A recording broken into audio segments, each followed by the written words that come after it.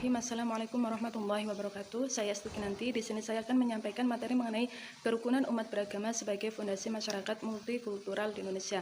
Oke, pada pembahasan hari ini ada pengertian kerukunan umat beragama, sejarah umat beragama, yang ketiga Islam dan umat beragama, serta yang keempat upaya mewujudkan umat beragama sebagai agen pencipta masyarakat multikultural di Indonesia. Oke, pembahasan pertama mengenai pengertian kerukunan umat beragama. Di sini dijelaskan bahwa suatu kondisi sosial ketika semua golongan agama bisa hidup bersama. Jadinya di sini tuh kondisi di mana semua pemeluk agama itu bisa hidup bersama, bisa hidup rukun, atau yang dikenal dengan sebagai toleransi antar umat beragama. Jadi kerukunan umat beragama di sini juga dikenal sebagai toleransi antar umat beragama, di mana semua pemeluk agama itu bisa hidup saling berdampingan dengan menjalankan kewajibannya masing-masing dan tanpa ada rasa menang sendiri dan juga tidak mengganggu antara satu sama lain dalam menjalankan kewajiban beribadahnya.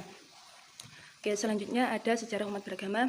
Di sini di Indonesia itu kan ada berbagai macam suku, ras, budaya. Lah, di situ di dalam Undang-Undang Dasar 1945 dijelaskan bahwa tiap-tiap penduduk diberikan kebebasan untuk memilih dan mempraktikkan kepercayaannya. Jadi tidak ada paksaan untuk memilih agama mana saja boleh.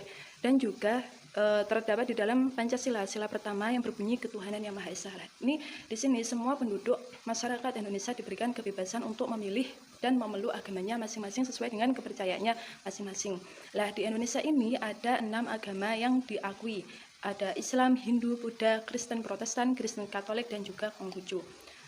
Selanjutnya, ini merupakan gambar-gambar dan macam-macam agama yang diakui di Indonesia. Lanjut, sejarah agama.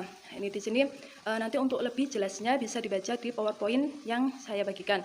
Nah, di sini dijelaskan bahwa agama Hindu dan Buddha datang ke Indonesia sejak abad ke-2 dan ke-4 Masehi. Begitu pula dengan agama Kristen juga datang ke Indonesia itu pada abad ke-7. Jadinya semua agama itu mempunyai sejarah masing-masing. Nah, ini untuk lebih jelasnya bisa dibaca sendiri karena kita tidak memperdalam masalah sejarahnya. Oke.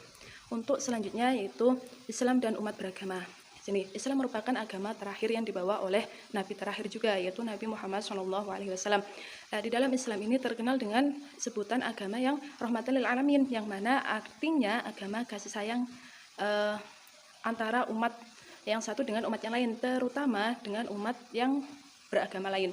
Nah, di sini itu Islam bisa berdiri di tengah-tengah agama yang lain dan menjadi mayoritas itu karena Islam adalah agama rahmatan lil alamin yang mana mengedepankan toleransi. Nah, itu makanya sekarang kan kita membahas mengenai multikultural di Indonesia. Nah, ini agama Islam itu sangat mengedepankan poin yang namanya itu toleransi, di mana nanti bisa menjadikan aspek atau upaya untuk mempersatukan masyarakatnya. Nah, itu adalah salah satu kelebihan Islam dengan umat beragama yang lainnya.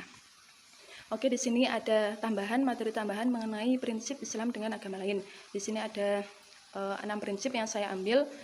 Ada realitas keberagaman manusia dalam agama dan keyakinannya merupakan sunatullah yang tidak bisa dihilangkan.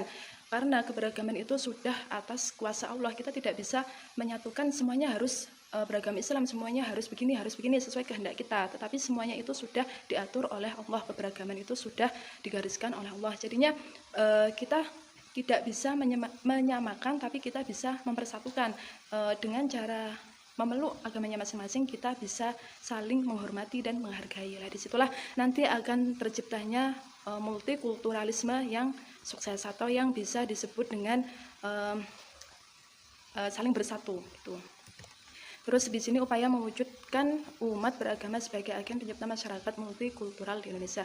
Nah, ini poin yang paling penting yaitu saling menghormati kebebasan menjalankan ibadah sesuai dengan agamanya. Di sini ada 7 poin dan yang paling utama yaitu poin yang pertama yaitu saling menghormati. Di sini adalah kunci yang mana harus benar-benar diterapkan untuk menjaga atau mewujudkan umat beragama itu sebagai pencipta masyarakat multikultural. Karena dengan adanya kita saling menghormati, kita akan bisa hidup damai, hidup saling berdampingan tanpa adanya rasa menang sendiri. Lah, itu nanti itu adalah kunci mewujudkan umat beragama sebagai agen pencipta masyarakat multikultural di Indonesia. Sekian presentasi dari saya, kurang lebihnya saya mohon maaf. Assalamualaikum warahmatullahi wabarakatuh.